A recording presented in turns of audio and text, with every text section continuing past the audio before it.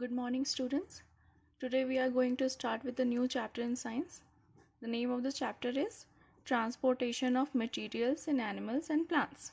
Okay. So first of all, we'll study what is the word transportation.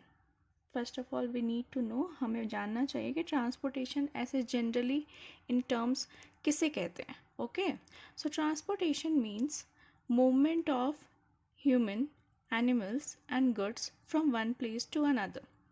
जब भी हम किसी ह्यूमन का, किसी जानवर का या किसी सामान का मूवमेंट कराते हैं from one place to another, then that thing is called transportation. Okay, moving on to the next slide. चलो, when and where it is necessary. So why are we studying transportation in science? Science में हमें इंसानों में या फिर plants में transportation की क्या ज़रूरत है? So first of all, come to this picture, this diagram. Okay. So आप सबको तो पता ही है, हम खाना खाते हैं. खाना हमारे माउथ से होके हमारे स्टमक में जाता है. Okay, there is a stomach over here. So stomach में जाता है. स्टमक से it goes to the small intestine, and then from small intestine all the important nutrients, all the important minerals, vitamins and required amount of water is absorbed, and the other waste product whatever is left, that is sent to the large intestine. Okay. So अब जो small intestine में जो भी minerals, vitamins जो भी absorbed हुए हैं, they need to be transported to the different parts of the body. Okay. So that each and every cell of the body will require its functioning, na proper functioning. उसके लिए they want food. So that nutrients and minerals and absorbed food materials, okay, so it needs to be transported to the different part of the body for the growth and the development of the body. So that's why we need a transportation system in case of humans. Okay, let's come to this diagram. So food is prepared by the plants with the process of photosynthesis. ठीक है?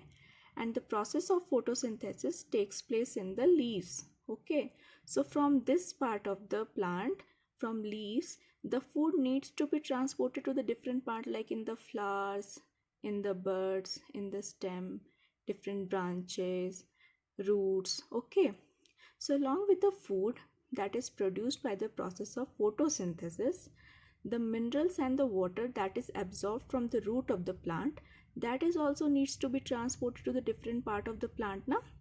So that's why we need a transportation system in case of plants. Okay, so what does transportation in science means? Okay, अब transportation का science में मतलब क्या है ये हम समझेंगे. ठीक है? So transportation is a life process in which substance absorbed or made in one part of the body of an organism is carried to the other part of its body. Same thing which I explained in the last slide. हाँ, ठीक है. जो भी substance absorb होते हैं या फिर बनते हैं, एब्जॉर्ब होते हैं in case of the humans, okay, बनते हैं in case of the plants, in one part of the body of an organism is carried to all other parts of its body. ठीक है, this is called transportation. So now there is a question over here. ठीक है, आप लोग try करना इस question को समझने की, एंड आई एम एक्सप्लेनिंग आपको the answer. Okay, but you should know the one word answer of it. ठीक है, इस क्वेश्चन का वन वर्ड आंसर आपको खुद ही बताना है. मैं इस क्वेश्चन के साथ साथ इसका आंसर भी आपको एक्सप्लेन कर दे रही हूँ. So here it is asking which tissue in our body is responsible for transporting the substance from one place to another parts. Okay, so here it is asking which tissue. First of all, we know that tissue is what? Tissue is a group of cells performing the same type of function. Okay, and now it's asking which type of tissue in our body is responsible for transporting the substance from one part to the other part. So will come back to this slide, and there it is a diagram. Okay, so now we know that whatever we ingest, it goes to the stomach first, and then it goes to the small intestine. Small intestine is present in the lower abdomen area. Okay, so from the small intestine, all the vitamins, mineral and nutrients are absorbed from the food. Okay, so where it is absorbed? तो small intestine के around जो है ना, body में हर जगह blood vessels होती हैं. See, blood vessel reaches each and every part of the body. So the blood vessels absorbs all the mineral and nutrients and vitamins from the small intestine. So blood vessels के अंदर क्या present होता है? Blood vessels के अंदर blood present होता है. So as a result, who is absorbing all these important nutrients, minerals? So blood is absorbing. Okay, so the answer to this question is blood is the tissue in our body which is responsible for transporting the substance from one part to the other parts. Okay, chalo move on to the next slide. Circulatory system. सो जो transportation system है humans में, that is mainly done by the circulatory system. Circulatory system is a system which is present inside a human body. Okay, so in human beings, digested food, water and oxygen are transported to all parts of the body. ठीक है, यहाँ लिखा है कि human beings में digested food, water and oxygen ये सारे transport होते हैं to the different parts of the body. लेकिन जो वेस्ट प्रोडक्ट प्रोड्यूस होते हैं, waste products are produce during the process of metabolism. Okay, हम जब सांस लेते हैं, रेस्पिरेशन होता है, दैट टाइम ऑल्सो मेटाबॉलिज्म के प्रोसेस के थ्रू वेस्ट प्रोडक्ट्स बनते हैं. बॉडी में ऐसे भी डिफरेंट जगह पर different types of metabolism process चल रहे होते हैं, जिनके कारण बॉडी के ईच एंड एवरी पार्ट में डिफरेंट वेस्ट प्रोडक्ट प्रोड्यूस हो रहा होता है. So they also needs to be transported from all the parts of the body to be removed from the body. Okay, so along with the water, food and oxygen, waste products also needs to be removed from the body. For that also we need a transportation system proper. ठीक है, so the transport of substance in the body is done by the circulatory system. so यहाँ लिखा है कि जो transport होता है human body में of the different substance, that is mainly done by whom? That is mainly done by the circulatory system. Okay, so the circulatory system consists of the heart. This is the heart. The blood vessels, these are the blood vessels, what you can see over here. The red blood vessels and the blue blood vessels. So the red blood vessels are called arteries and the blue blood vessels are called veins. So the heart, the blood vessels and the blood. So these blood vessels, they carry blood. So the circulatory system consists of heart, blood vessels and blood. Okay, this much you need to remember. So move on to the next slide. So circulatory system, ये क्या है? So see, when we talk about single celled organism, ठीक है, unicellular organism जो होते हैं, they are like amoeba, paramecium, okay, and bacteria. They are very low level organism. Low level organism means what they are very simple organism. Okay, so in their body the normal circulatory system is not present. So the transport of the nutrients, vitamins, minerals and the necessary ingredients, they happens with the help of a simple process. Okay, the simple process is called diffusion. Diffusion के through, ठीक है. So in case of small unicellular organism, जो normal transportation system होता है just like अ circulatory system, ऐसा कोई system उनकी body में प्रेजेंट नहीं होता है. they have got a simple diffusion process to work in their body. Okay, but diffusion process जो है that is too slow to work in the higher animals. Why too slow? Because higher animals are multicellular organism and they have quite amount of height, width. So इतने amount, इतनी दूर दूर तक ना diffusion process होने में बहुत time लग जाएगा. That's why we need a proper circulatory system in our body, and that circulatory system consists of heart, blood vessels and blood. Okay, so the circulatory system is a well developed delivery system. That's why it is called circulatory system. So it consists of blood. The circulatory system consists of blood, blood vessels and the heart. This I told you in the previous slide. Okay, so there are three types of blood vessels. Okay, arteries, veins and capillaries. अब artery, veins and capillaries क्या होती हैं? तो सी, these blue color blood vessels are called blue color. They are called veins. Why they are called veins? Because they carry the deoxygenated blood. There is no oxygen present in their blood. Okay, and this is the red one, the red blood vessels. These are called artery. Artery क्यों बोलते हैं इनको? Because इनके अंदर जो blood होता है उसमें ऑक्सीजनेटेड ब्लड होता है. Okay, so this is the difference between artery and the when. Okay, the when carries the deoxygenated blood, that's why it looks blue in color, and the artery carries the oxygenated blood, that's why it looks red in color. Okay, so blood क्या है और इसके constituents क्या होते हैं? So human blood जो है that is a type of tissue. ठीक है, हमने प्रीवियस स्लाइड में पढ़ा that is a type of tissue. Okay, so it has different cells and a suspending material. Suspending material मतलब एक लिक्विड प्रेजेंट होता है जिसके अंदर ये सारे सेल्स प्रेजेंट होते हैं. ओके, सो ब्लड के अंदर मेनली ये प्लाज्मा प्रेजेंट होता है. Plasma is what? Plasma mainly consist of water. हमने ब्लड देखा है ना, blood is liquid. Okay, and it is red in colour. So the human blood consist of WBC, मतलब कि white blood sales. Okay, RBC का मतलब है red blood cells.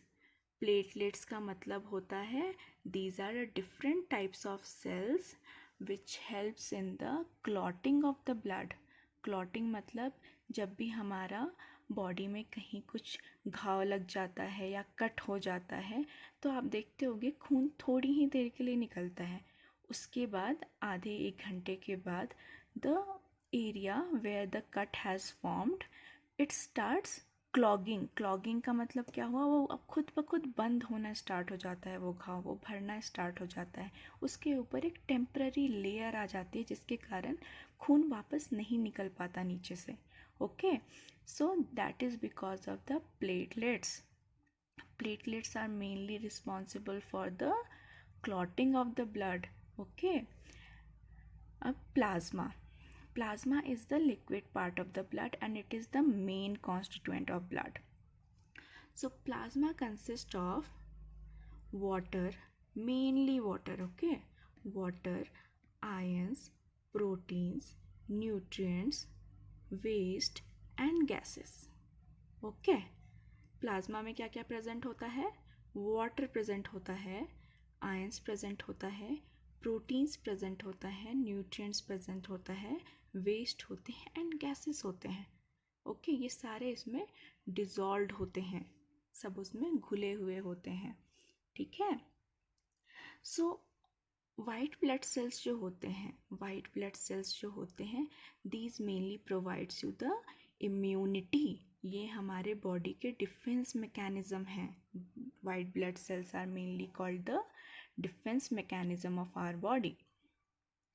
Okay, red blood cells are red red in color because there is a pigment present in the red blood cells. ठीक है, अब वो pigment क्या होता है? That pigment is called haemoglobin. ठीक है, that pigment is called as haemoglobin, and because of that pigment the blood is red in color. Okay, so blood के अंदर होता है आरबीसी, आरबीसी के अंदर होता है हीमोग्लोबिन, हीमोग्लोबिन के कारण ब्लड जो होता है वो रेड दिखता है, red. And these cells are also, because of the hemoglobin pigment, red in color. That's why they are called red blood cells. Okay, so now we have studied क्या, blood जो होता है वो 3 सेल से बना होता है और एक plasma. Plasma is the liquid part in which all the cells are suspended. Okay, उसके अंदर ये सारे सेल्स प्रेजेंट होते हैं. ठीक है, तो main constituent is what, plasma. Plasma के अंदर होते हैं WBC, RBC, platelets. Okay, and this all makes the blood. ठीक है, now come to the next slide. Next slide we will talk about the heart. Heart is a part of circulatory system of our body. Okay, so it is a fist sized muscular organ located between the lungs. Okay, ये हमारे मुट्ठी के जितना ही होता है. If we'll close our fist, that heart is only that much amount. Okay, हमारे fist के size का हमारा हार्ट होता है. It beats, the heart beats 60 to 80 times a minute. जो हमारा हार्ट होता है वो बीट करता है 60 से 80 टाइम्स एक मिनट में. ठीक है, इसका काम क्या होता है? It pumps the blood to all the parts of the body. ये जो हार्ट है ये हमारे पूरे बॉडी में पंप करके ब्लड पहुंचाता है. ठीक है, so now a heart is divided into 4 chambers. देखो ये हार्ट है हमारा, this is the first chamber, this is the second chamber, this is the third chamber, this is the fourth chamber. ठीक है, 2 ऑरिकल होते हैं, 2 वेंट्रिकल होते हैं. This is the right auricle, this is the left auricle. See, come here. This is the right auricle, this is the left auricle, this is the right ventricle, this is the left ventricle. Okay, so a heart is divided into 4 chambers, 1 2 3 4. Top chambers with a comparatively thinner walls are called auricle. Okay, ऊपर के जो दोनों chamber होते हैं इनके जो walls होते हैं वो नीचे के वॉल से कंपैरेटिवली थिनर होते हैं. ये दिख रहा है आपको, ये देखिए पतला सा वॉल है ऊपर, but this wall is so thick, है ना. ये दोनों कितने थिक हैं, ये दोनों ऊपर के कंपैरेटिवली थिन हैं. ये और ये थिन है, ये और ये थिक हैं. So the thinner ones are called auricle.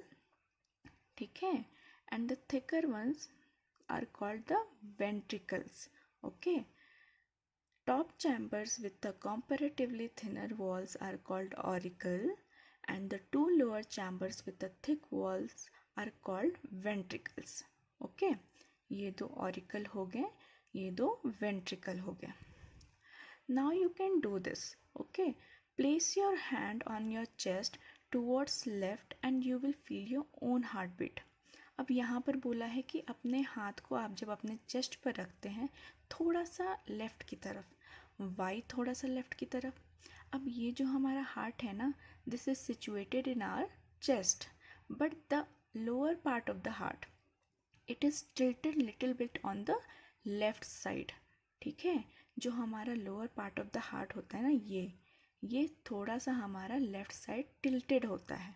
Okay, and that's why it has said कि place your hand on your chest towards the left and you will feel your own heart beat. अब आपके लिए काम है, आप ये activity करेंगे अपने घर पर कि आप अपने हाथ को अपने चेस्ट पर रखेंगे थोड़ा सा अपने लेफ़्ट साइड पे और आप अपनी हार्ट बीट को सुनेंगे. ठीक है, ये सुनने का आप ट्राई करेंगे कि आपको अपनी हार्ट बीट पता चल रही है कि नहीं. ओके,